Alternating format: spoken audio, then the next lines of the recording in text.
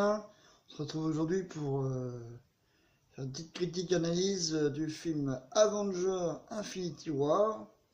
Voilà, un film que j'ai apprécié.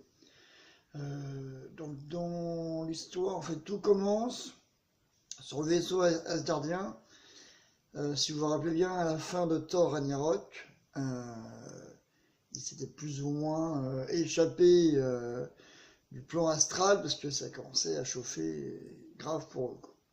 Voilà. Donc on les retrouve donc dans une mauvaise situation puisqu'ils se sont littéralement fait aborder par Thanos et ses enfants, enfin sa confrérie. Et ils sont en très mauvaise posture. Voilà. Donc dans ces conditions-là, Loki se retrouve à donner le Tesseract, on comprenait par là la gemme de l'espace, à Thanos lui-même. Voilà. Thanos qui possède déjà, il faut le rappeler, la gemme du pouvoir. Là, Hulk et Thor entrent en lice. 10 secondes. C'est le temps qu'il faut à Thanos pour les balayer. Les rétamer, mais vraiment, c'est game over, quoi. Voilà, donc, dans l'absolu, avant même que les enfants de Thanos fassent exploser le vaisseau, Heimdall, qui a été encore sur place, use de ses dernières forces pour téléporter Hulk sur Terre afin qu'il prévienne les plus grands héros de la planète de l'arrivée imminente de Thanos. On a alors droit à l'habituel caméo de Stan Lee, tandis que Spider-Man fait son apparition. S'ensuit donc le combat entre Doctor Strange, Iron Man et l'araignée donc, contre deux affreux venus récupérer la gemme du temps, qui se trouve, je vous rappelle, dans l'amulette d'Agamotto. Un peu plus loin, et c'est peu dire, les gardiens de la galaxie récupèrent Thor. Et chaque petit groupe fait donc sa popote, chacun de son côté.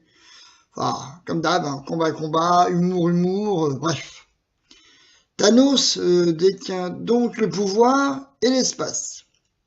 Les héros de la Terre, pour le moment, possèdent encore les gemmes d'esprit et du temps. Et la gemme de la réalité, elle, est localisée sur Nowhere, où se trouverait le collectionneur. Toujours sur Terre, Vision et Sorcière Rouge sont sauvés par Captain America, Veuve Noire et le Faucon. Entre deux flashbacks qui expliquent les motivations de chacun, on apprend que la gemme de l'âme se trouve sur Nidavellir et que Thanos est intimement persuadé du bien fondé de sa cause. Enfin, Star-Lord nous joue magnifiquement la scène de fin de Seven quand il apprend enfin la mort de Gamora. Doctor Strange échange donc la gemme du temps contre la vie de Stark, ce qui pourrait paraître incompréhensible sur le moment, sauf si on se doute qu'il a un plan. De nouveau, combat, humour, enfin pas de doute, on est bien dans un film Marvel. Sinon, j'ai passé une grosse partie des sous-intrigues, mais grosso modo, l'histoire tient la route.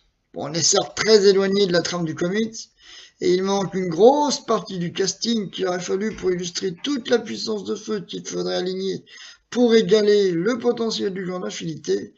Mais bon, la trame principale est conservée et c'est déjà beaucoup.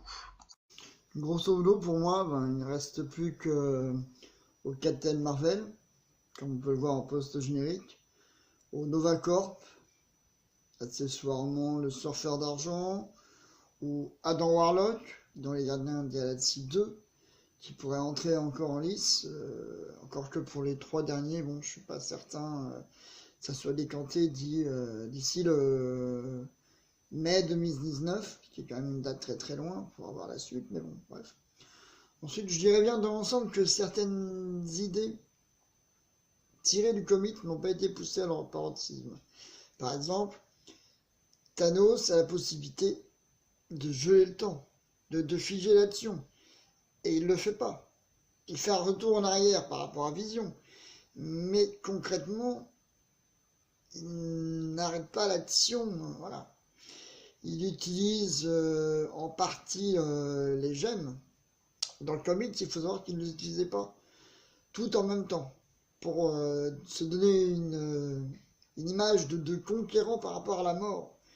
La mort qui d'ailleurs n'est pas du tout illustrée dans le film. On n'y fait aucune référence, quoi.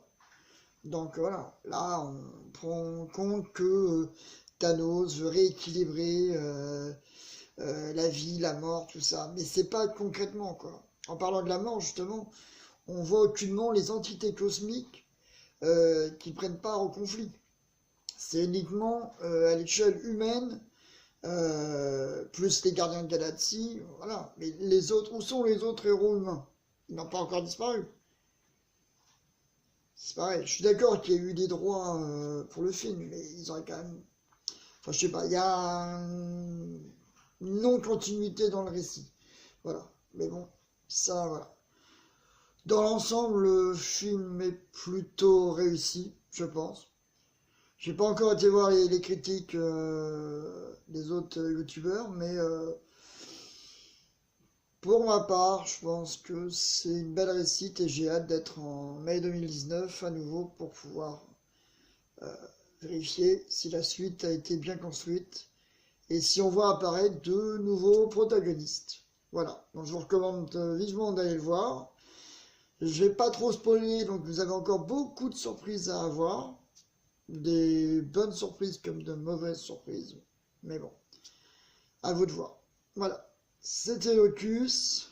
Je vous souhaite un bon visionnage et je vous dis à très vite. Tchuss.